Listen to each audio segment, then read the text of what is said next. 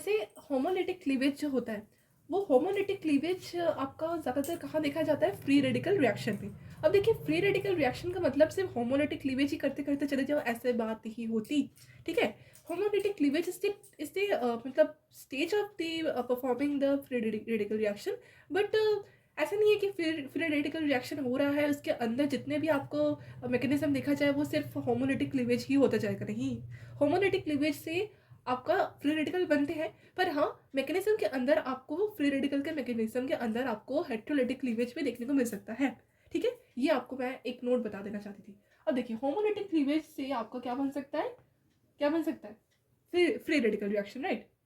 अब देखिए, हमको फ्री रेडिकल रिएक्शन को जनरेट कैसे करना है, ये आपको मैं एक एग्जाम्पल के थ्रू समझाती हूँ।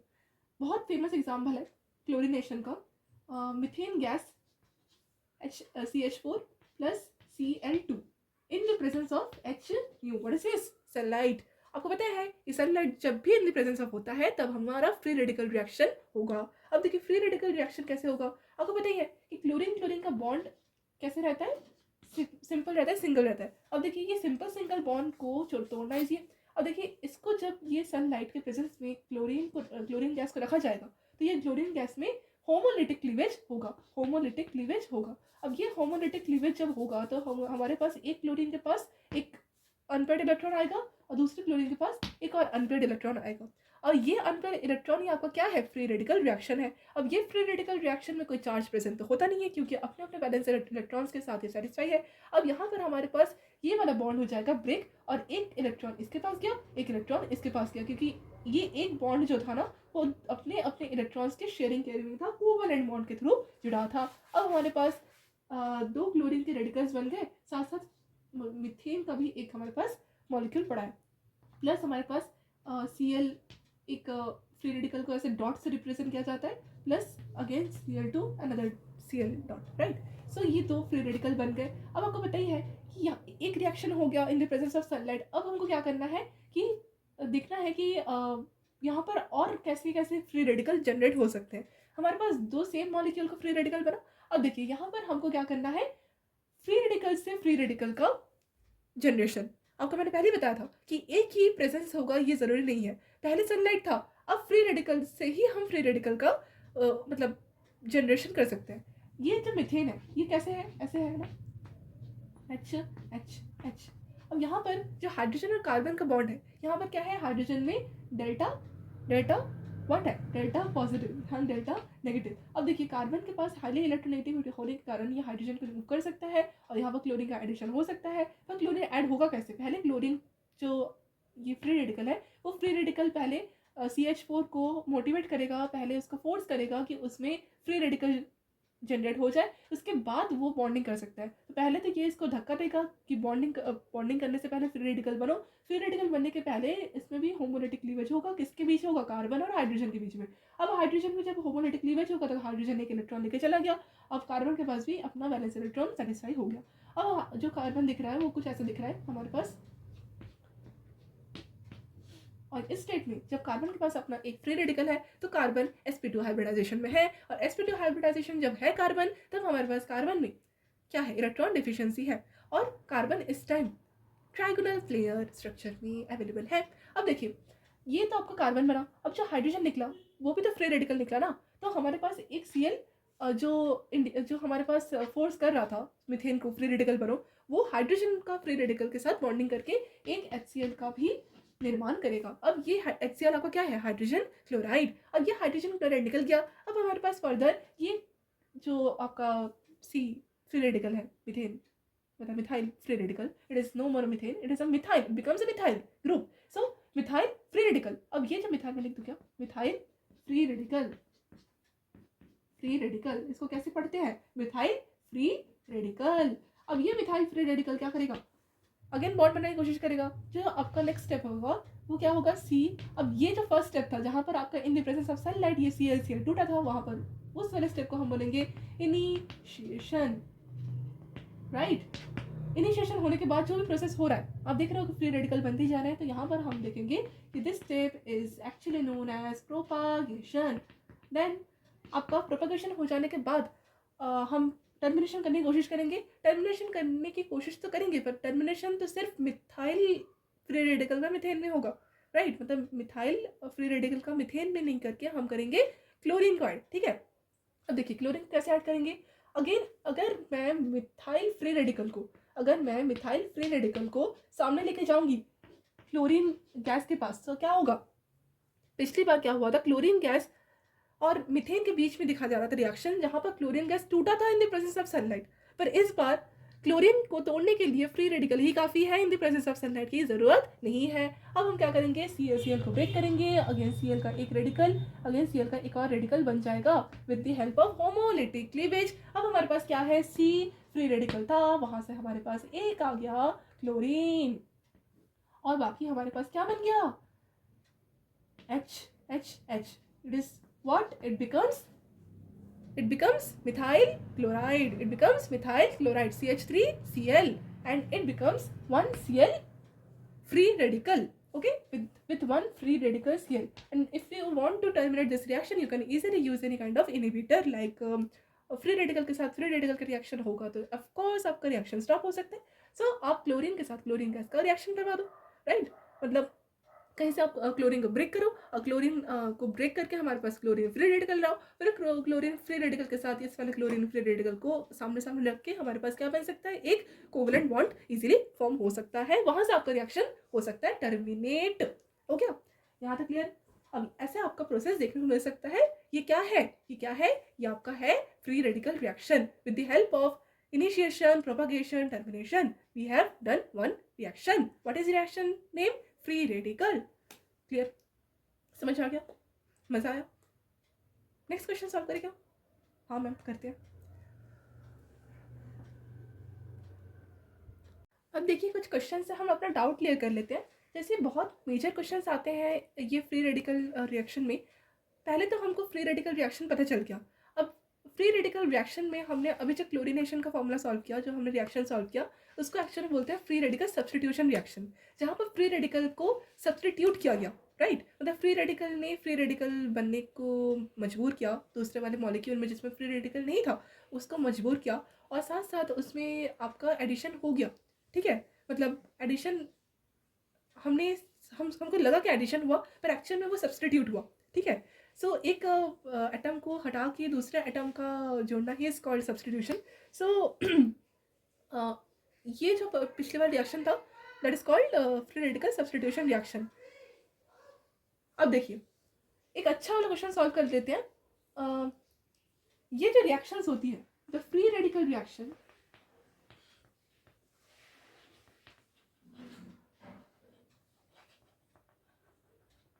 are actually depends on the solvent capacity also. Like अगर आपका solvent in the presence of, अगर मैं बोलूँ कि in the presence of अगर कोई नॉन पोलर को अगर आपको सॉल्वेंट मिल जाए तो भी बहुत बार आपको फ्री रेडिकल रिएक्शन देखने को मिल सकता है, हीट हो सकती है इजीली। फॉर एग्जांपल एक हम सॉल्व करते हैं एन ब्रोमोसक्सिनामाइड का क्वेश्चन। ये बहुत अच्छा क्वेश्चन है, ये वाला सॉल्व करवाना चाहूंगी मैं। ये एन ब्रोमो हो सकता है, एन ब्रोमो है तो हाँ ऑफ कोर्स क्लोरो भी हो सकता है, क्लोरोसक्सिनामाइड, ठीक है। इन द प्रेजेंस ऑफ अगर आपको ये सब सॉल्वेंट दिख जाए ना तो भी आपका फ्री रेडिकल रिएक्शन बहुत अच्छा बन सकता है। देखते हैं कैसे होता है। इसमें आपको हेटेरोलाइटिक क्लीवेज का भी एक डाउट क्लियर हो जाएगा। चलिए फटाफट से क्वेश्चन सॉल्व करने की कोशिश करते हैं। देखिए दिख रहा है ना, हाँ दिख तो रहा है। अब देखिए एक हम अपना क्वेश्चन लेते हैं और क्वेश्चन हम लेंगे एराइलिक, ठीक है। मतलब ये आपका एलाइलिक लेंगे, एलाइलिक कार्बन का लेंगे, ठीक है। एलाइलिक कार्बन को लेंगे और ये एलाइलिक कार्बन क्या होता है, डबल बॉन्ड वाले कार्बन का next carbon is called allylic carbon. For example ये आपका C है, ठीक है। अगेन ये आपका एक डबल बॉन्ड, ये आपका CH2, और ये डबल बॉन्ड है तो यहाँ पर मैं क्या लगा दी, H लगा दिया। अब यहाँ पर एक बॉन्ड है तो यहाँ पर मैंने CH3 लगा दिया। अगर मैं पूछूँ कि इसमें एनाइलिक कार्बन कौन सा है तो आप बताओगे ये वाला, it is called your allylic carbon, मतलब डबल बॉन्ड है, ये डबल बॉन्ड वाला carbon, next carbon is there allylic carbon. ठीक है, तो एनाइलिक पोजीशन आपको पता चल गया। अब एनाइलिक पोजीशन में बहुत ज़्यादा मेजरली सब्स्टिट्यूशन रिएक्शन देखा जा रहा है।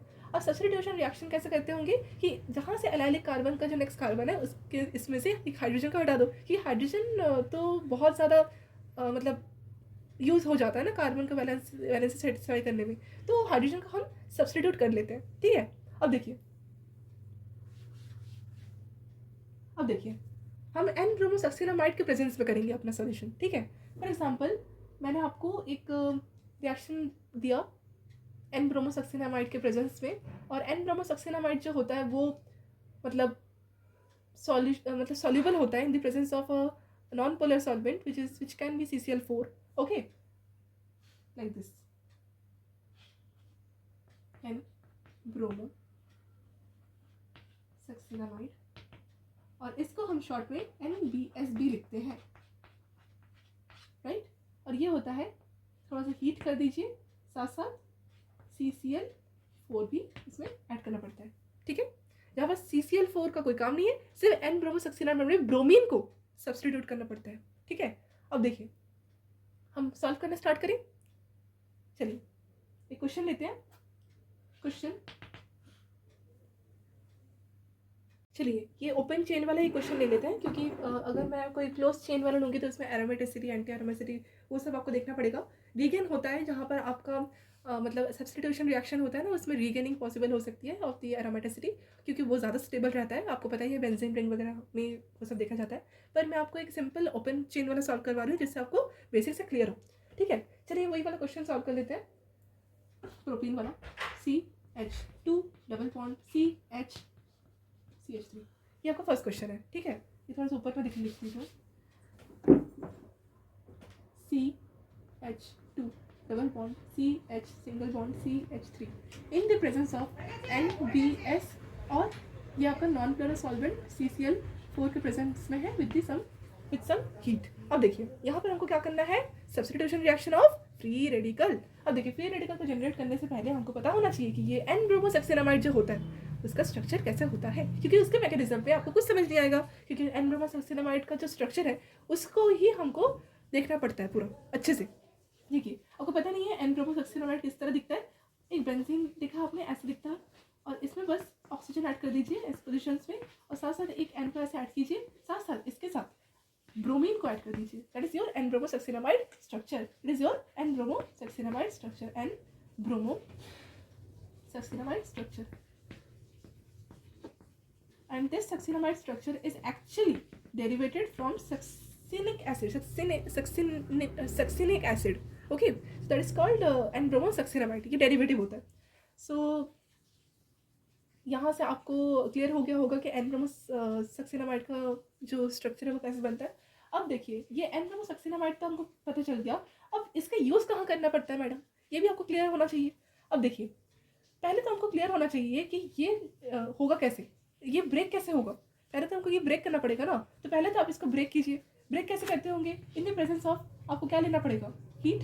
अब हीट जब लेंगे तो ये हो जाएगा ब्रेक। ठीक है, अब ब्रेक जब करेंगे तो इसमें जो आपका क्लीवेज होगा वो कौन सा होगा, होमोलिटिक।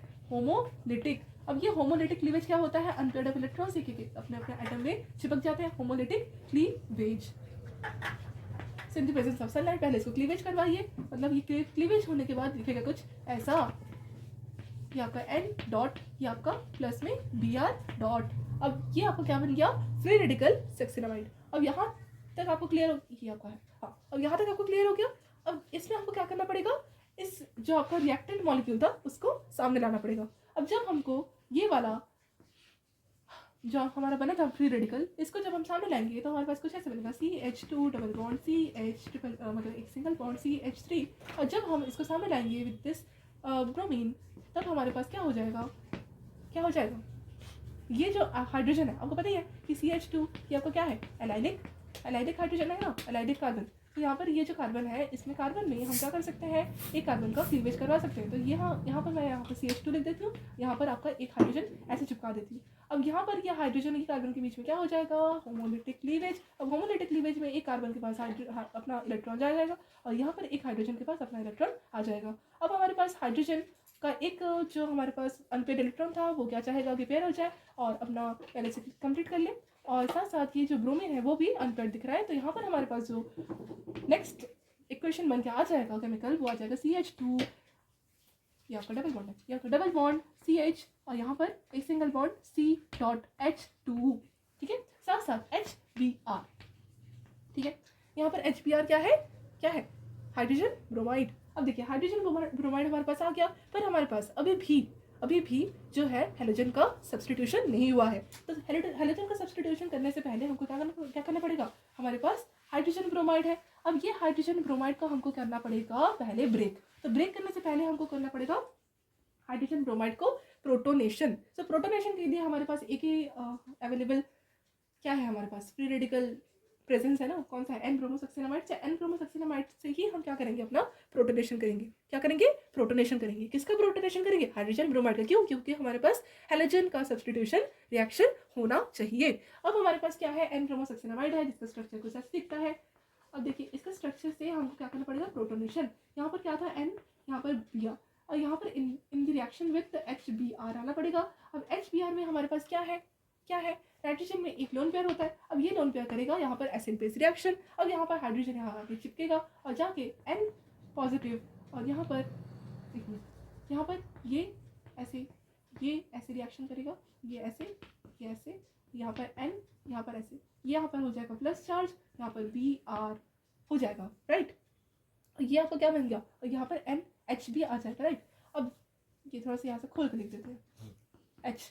तो यहाँ पर नाइट्रोजन में पॉजिटिव चार्ज आ गया, क्यों, क्योंकि नाइट्रोजन ने यहाँ पर कोऑर्डिनेट बॉन्ड बनाया। अब देखिए नाइट्रोजन ने यहाँ पर कोऑर्डिनेट बॉन्ड बनाने के बाद बहुत ज़्यादा हाईली रिएक्टिव हो गया। अब यहाँ पर हमको क्या करना पड़ेगा, अगेन यहाँ पर Br को रिमूव करना है। तो Br को हम कैसे रिमूव कर सकते हैं, अगर हम Br को रिमूव करना चाहें तो आपको पता ही है कि अगर हाइड्रोजन यहाँ से गया तो हाइड्रोजन यहाँ पर क्या किया, हाइड्रोजन ने यहाँ पर पर्टिकुलरली हेट्रोलिटिक क्लीवेज किया। यहाँ से हाइड्रोजन और ब्रोमीन में कोई भी होमोलिटिक क्लीवेज नहीं हुआ, यहाँ पर हेट्रोलिटिक क्लीवेज हुआ। अब हेट्रोलिटिक क्लीवेज में हमारे पास क्या आया, हाइड्रोजन ने अपना इलेक्ट्रॉन ब्रोमीन को दान करके चला गया। अब ब्रोमीन के पास आ गया नेगेटिव चार्ज, ब्रोमीन के पास नेगेटिव चार्ज आ गया तो ब्रोमीन क्या करेगा, इस वाले ब्रोमीन को अपने तरफ खींचने की कोशिश करेगा, मतलब ब्रोमीन की तरफ जाने की कोशिश करेगा। अब जब अगर ब्रोमीन जाने की कोशिश किया, क्योंकि नाइट्रोजन और ब्रोमीन का बॉन्ड बहुत ज़्यादा वीक है, अब नाइट्रोजन क्या करेगा, अपना लोन पेयर अपनी तरफ अट्रैक्ट कर लेगा और ब्रोमीन पॉजिटिवली फ्री हो जाएगा। ब्रोमीन पॉजिटिव अगर फ्री हो गया तो अगर सामने वाले ब्रोमीन के पास नेगेटिव चार्ज है तो पॉजिटिव नेगेटिव में अच्छा खासा अट्रैक्शन बन जाएगा, साथ साथ ब्रोमीन और ब्रोमीन में एक Br2 का कनेक्शन बन जाएगा। फिर हमारे पास जो नेक्स्ट स्ट्रक्चर बन के आ जाएगा वो क्या आ जाएगा, ऐसे आ जाएगा। अब यहाँ पर हमारे पास नाइट्रोजन में अगेन लोन पेयर वापस आने की वजह से नाइट्रोजन में प्लस चार्ज वैनिश हो जाएगा और साथ साथ NH का निर्माण हो जाएगा। अब यहाँ पर हमारे पास Br2 आ गया और ये हमारे पास चाहिए था to make the halogenation substitution reaction. पहले हमने क्लोरीनेशन में Cl2 को देखा, अब हमारे पास Br2 का फॉर्मेशन हो गया। अब हमारे पास Br2 का फॉर्मेशन हो गया, इसके बाद हम क्या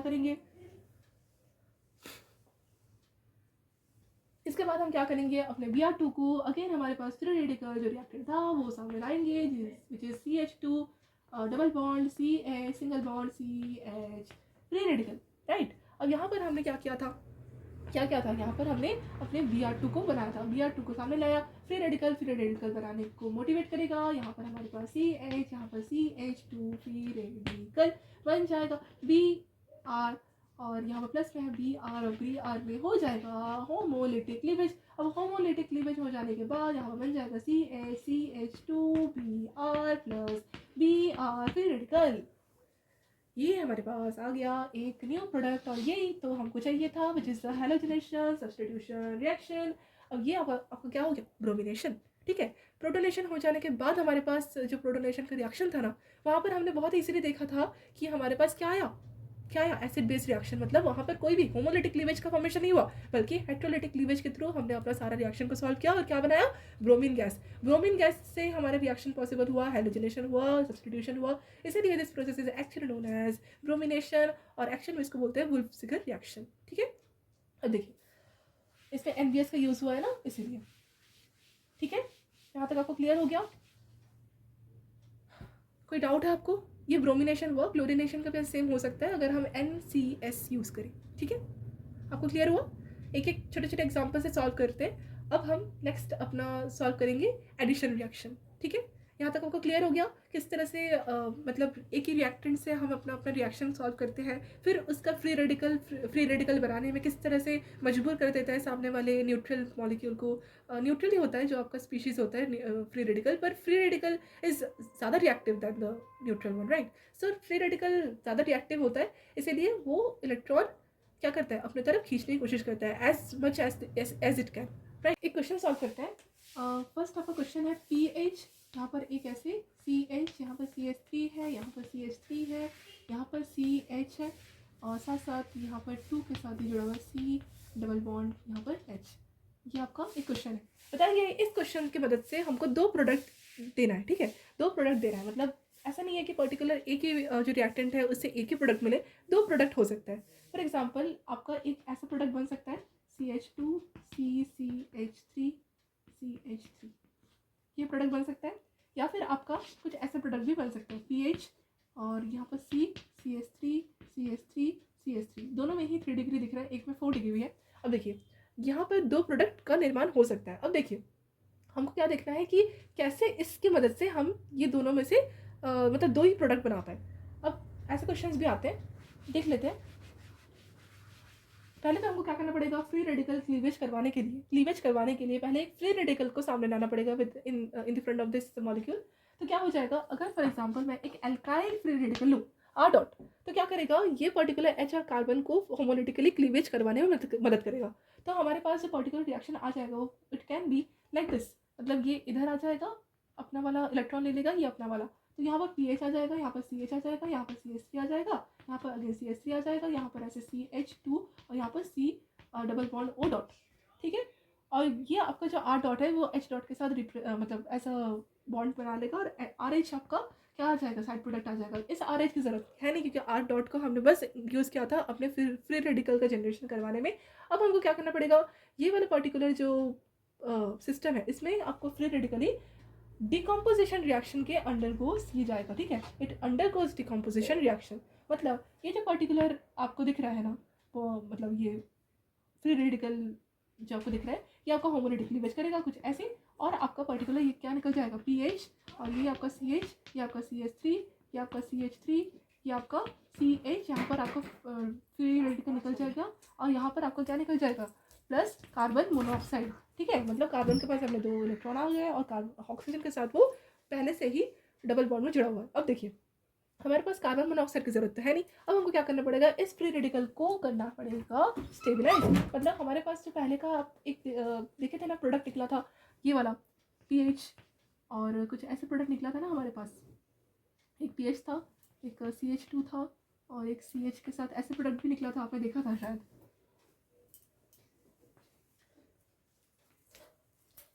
इसी को ही हमको चेक करना है। ठीक है, सो ये वाला हम बना सकते हैं, साथ साथ हम ऐसे भी बनाएंगे pH और एक C।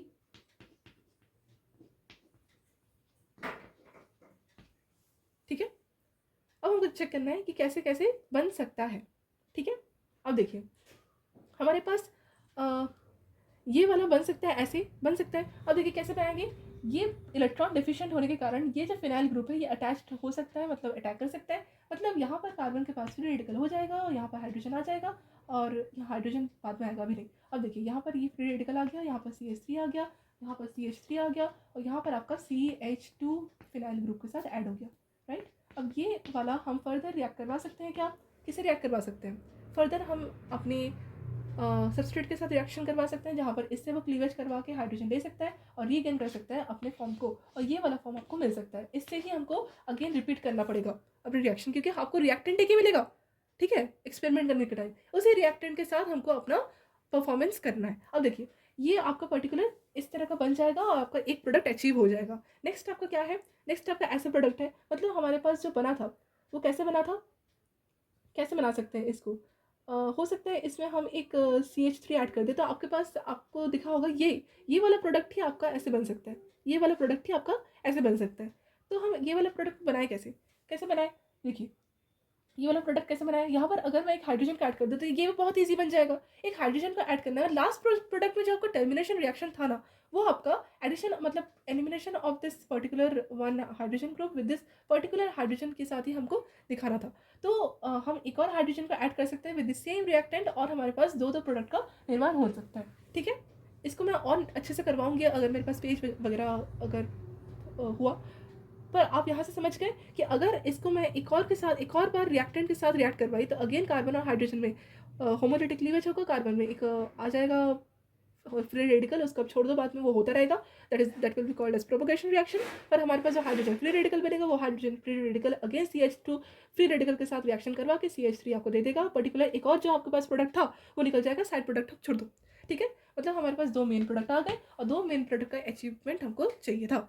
यहाँ तक क्लियर हो गया? आई होप आपको क्लियर हो गया होगा, थोड़ा सा भी समझ में आया होगा कि what is the use of free radical, how we have to perform the free radical steps. ठीक है, यहाँ तक क्लियर हो गया? और अगर आपको वीडियो पसंद आया हो तो प्लीज़ आप लाइक कीजिए, शेयर कीजिए और पढ़ते रहिए, और कोई डाउट हो तो कमेंट कीजिएगा। Thank you.